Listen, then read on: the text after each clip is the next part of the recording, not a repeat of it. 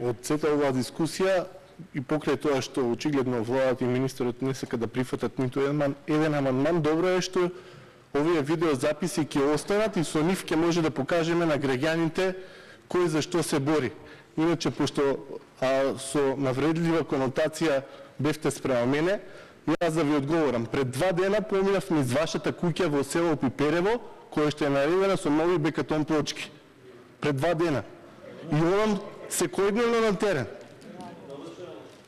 Знам и каде живеете, и што ви е дворот, и каква ви е куќата, вашата куќа. И на сите други жители. Исто како што знам дека оваа година земјоделците се незадоволни од откупот на сите производи. Сум бил на терен, колега.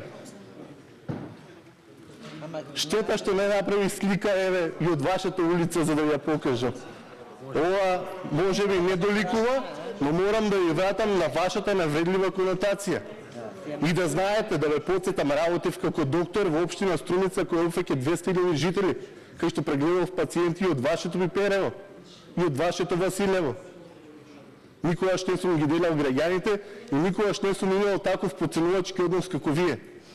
Но, затоа следуваат предстојни избори, па ќе видиме кој каде, да, сигурно лубрикантите не беа важни во владата на ВМРО ДПМН, како што е на оваа влада.